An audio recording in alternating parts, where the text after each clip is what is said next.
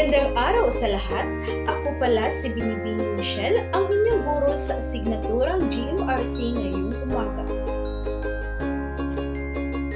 Excited na ako na makasama kayo ngayon.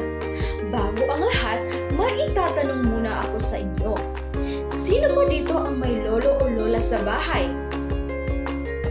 Tama, lahat tayo ay may lolo o lola.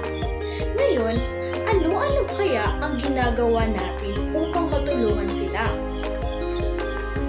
Ngayon ay maipapakita akong maikling video sa inyo na ginagawa ng isang batang katulad niyo upang matulungan ang kanilang mga lolo o lola o nakakatanda sa kanilang pamilya.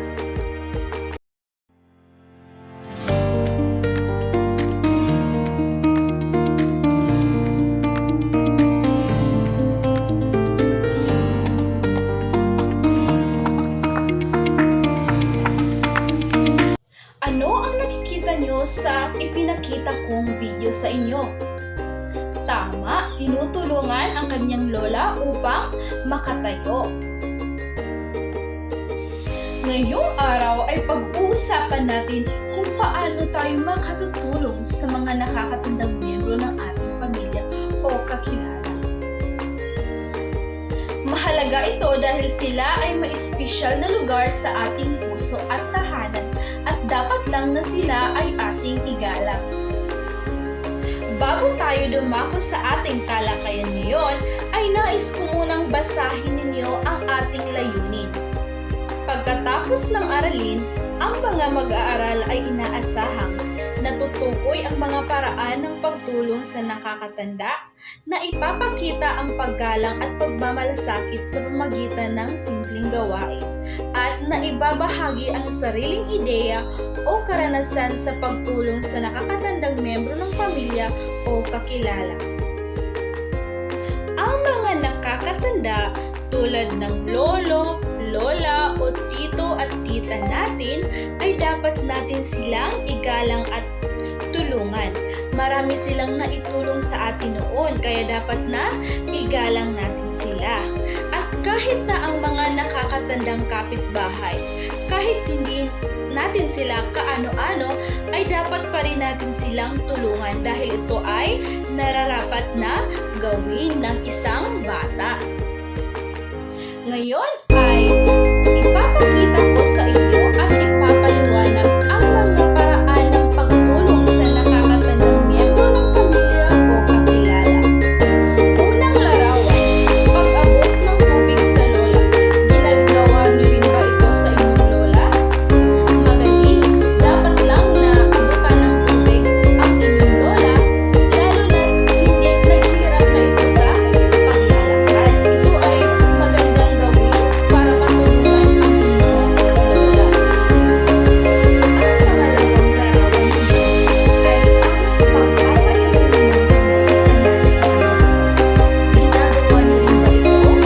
Ang pagpapainom ng gamot sa inyong nanay? Sakit? Magaling naman kung ganun. Dapat lang napainumin ng gamot ang nanay na may sakit. Ito ang paraan upang makatulong at nagpapakita ng pagmamahal at respeto sa nanay.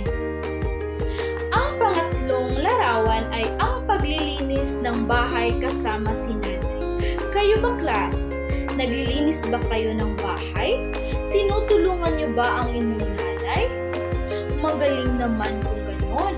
Dapat lang natulungan natin ang ating nanay sa paglilinis ng bahay upang hindi sila mapagod at nagpapakita ito ng respeto at pagmamahal sa ating nanay kung tinutulungan natin sila sa mga gawaing bahay. Ang pang-apat na naman na larawan ay pagpapakain sa lolo na may sakit. Kayo ba, nagpapakain ba kayo sa lolo niyo na may sakit?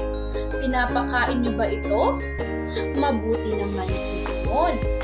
Ang pagpapakain sa lolo na may sakit ay isang halimbawa ng pagpapakita ng pagmamalasakit, paggalang at pagtulong sa mga matatanda, lalo na kung ang inyong lolo ay may karamdaman. Isa itong halimbawa ng kabutihang asal na dapat tularan ng mga bata. Dapat nyo talagang tularan ang pagtulong sa nakakatanda, lalo na sa inyong mga lolo, lola, tito at tita. Ang panglimang larawan naman ay ang pag-aalalay sa matandang hirap ng maglakad. Kayo ba? Tinutulungan nyo ba yung matandang hirap maglakad? Inaalalayan nyo ba ito? Mabuti naman po. Ang pag-aalalay sa matandang hirap maglakad ay isang gawaing nagpapakita ng pagmamalasakit, paggalang at kabutihang asal. Dapat lang na kung may nakikita kayong hirap sa paglakad, dapat alalayan mo ito. Dahil ito ay isang magandang gawain ng isang bata na tulungan ang mga matandang nahihirapan sa paglakad. Ang pang-anim naman larawan ay ang pag-aalalay sa lola habang naglalakad.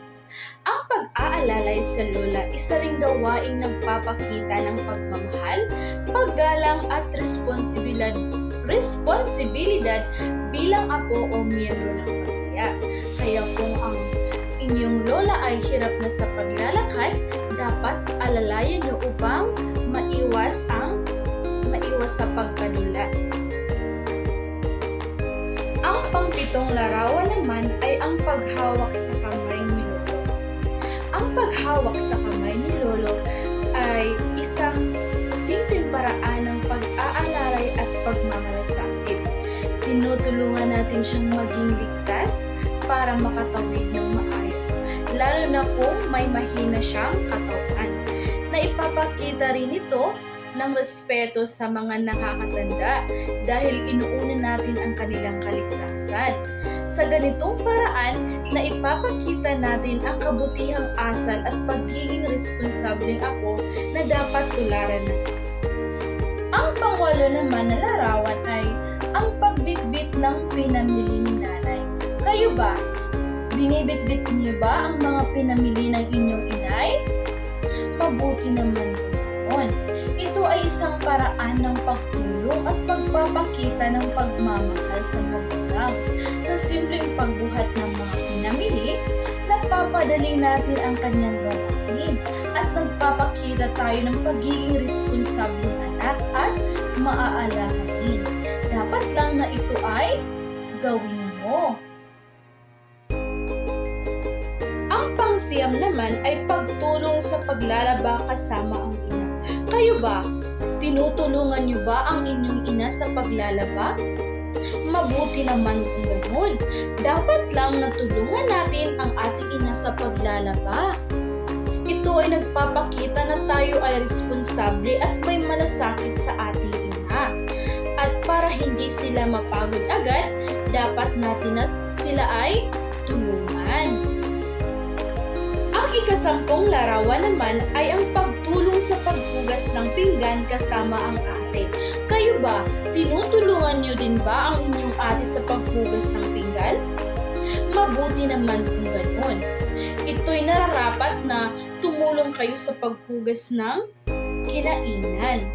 At nagpapakita din ito na kayo ay responsableng kapatid na tumutulong sa inyong ate at nagpapakita kayo ng malasakit sa inyong kapatid. Naintindihan niyo ba ang ating aralin ngayon? Mabuti naman po ganoon. Ngayon ay gusto kong marinig mula sa inyo. Nakatutulong ba kayo sa inyong lolo, lola, magulang at sa iba pang nakakatanda sa inyo? Paano naman? Ikaw, Harleen. Magaling, Harleen, sabi ni Harleen, pinapakain daw niya ang kanyang lolo na may sakit. Reggie, ikaw naman. Sabi ni Reggie, tinutulungan daw niya na mag-igib ang kanyang ina. Sige, Kisha, ikaw nga. Wow! Sabi ni Kisha, tinutulungan daw niyang magluto ng pagkain ang kanyang ama.